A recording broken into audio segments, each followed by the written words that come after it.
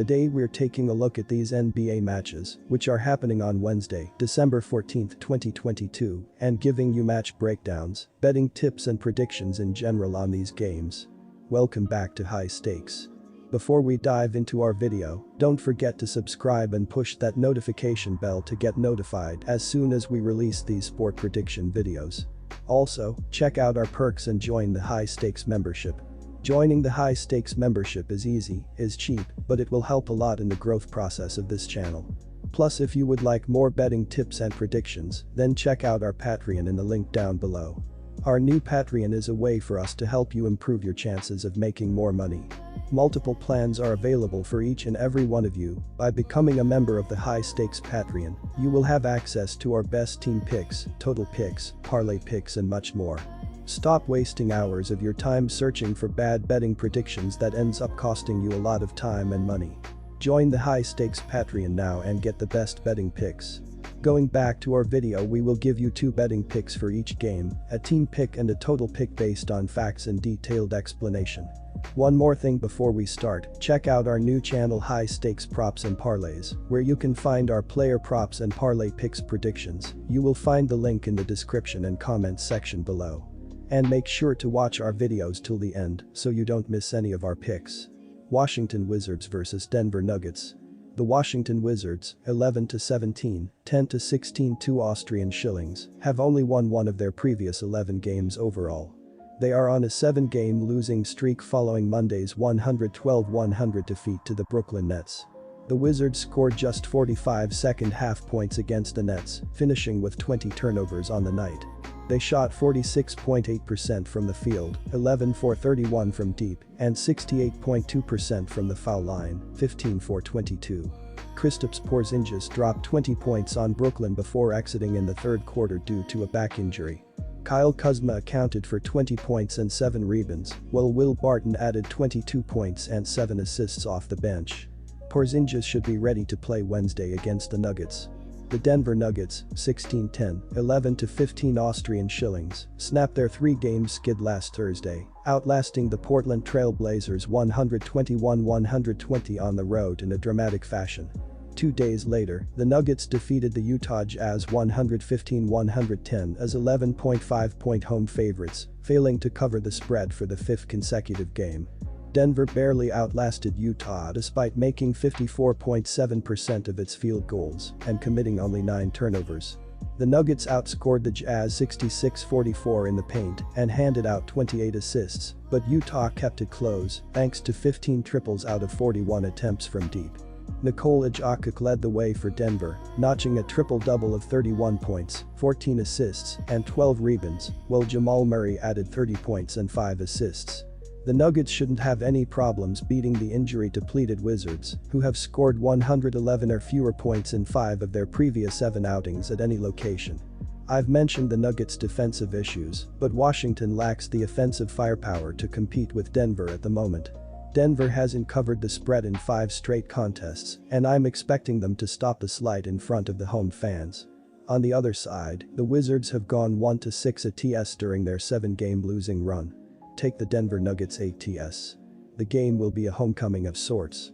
Washington head coach Wes Unseld Jr. was an assistant on Denver head coach Michael Malone's staff, while Monty Morris and Will Barton were integral parts of the Nuggets' recent rise from the lottery to postseason mainstays. It is also a reunion for Kentavious Caldwell-Pope, who was traded to Denver by the Wizards last offseason, a deal which included Morris and Barton. More important for Washington is pulling out of its funk on Wednesday night. The Wizards have lost 7 in a row and 10 of their last 11, in part due to injuries that got worse in Monday's loss to Brooklyn.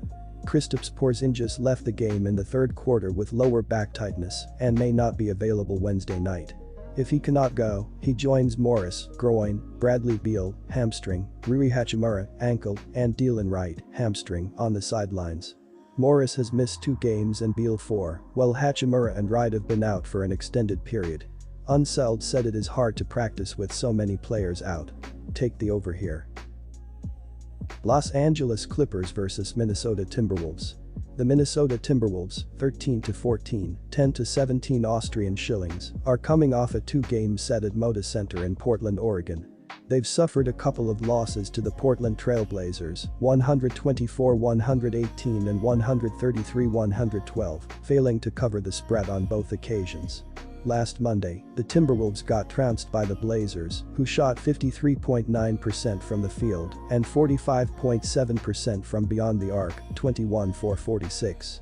Minnesota made 49.5% of its field goals and 37.0% of its three-pointers, 10-for-27, while missing 9 of its 19 free throw attempts and allowing 24 fast break points.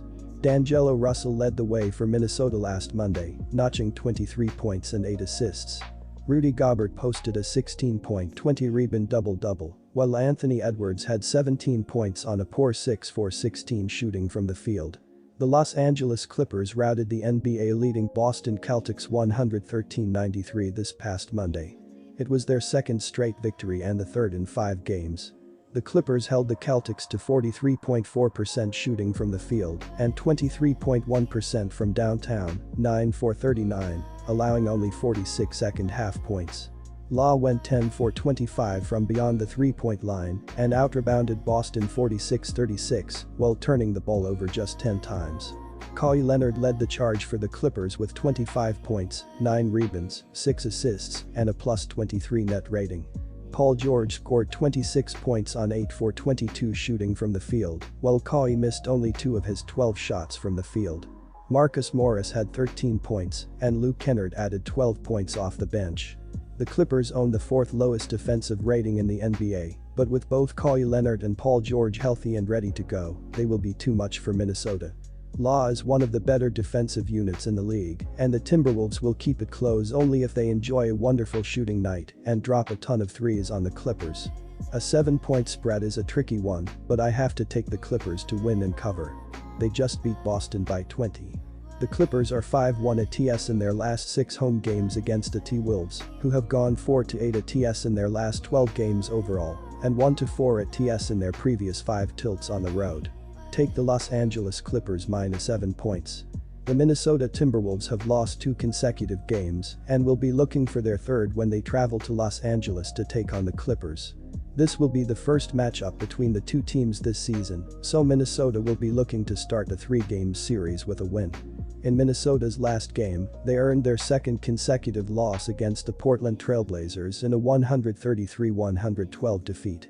The Timberwolves allowed the Trailblazers to make 21 of 46 three-pointers, with 11 of them coming from Damian Lillard. As a team, Minnesota shot 49.5% from the field, 37% from deep, and 52.6% from the line. They recorded 37 rebounds, 25 assists, 12 steals, and 2 blocks. D'Angelo Russell, 23 PTS, 3 reb. 8 assist, 46.1% FG, led the Timberwolves. The Los Angeles Clippers have won 2 consecutive games and will be looking for their third when they face the Timberwolves in the first game of the 3-game series. The Clippers earned a 113-93 victory over the Boston Celtics on Monday, where they were led by Paul George, 26 PTS, 6 reb, 1 STL, 36.4% FG, and Kawhi Leonard, 25 PTS, 9 reb, 6 AST, 83.3% FG. As a team, the Clippers earned 46 rebounds, 18 assists, 10 steals, and 2 blocks, while making 48.9% of their field goals and 40% of their three-pointers. They allowed the Celtics to shoot 43.4% from the field and 23.1% from beyond the arc, while surrendering 46 points in the paint and 12 points off turnovers. These teams are not equipped with high-scoring offenses, with Minnesota averaging 115.3 points per game and Los Angeles averaging 107.9 points per game. This already leans towards the under. In addition, the Clippers will be without their second-best scorer with Powell out with a groin injury. The Clippers' defense has also been solid this season and will slow the Timberwolves down significantly.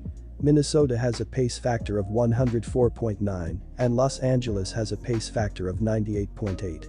With this being said, the Clippers play a slower offense than the Timberwolves, but the Timberwolves play a much faster offense. Although the Timberwolves play a faster offense, I expect the Clippers' defense to slow them down and force them to make mistakes. Take under 223.5 points.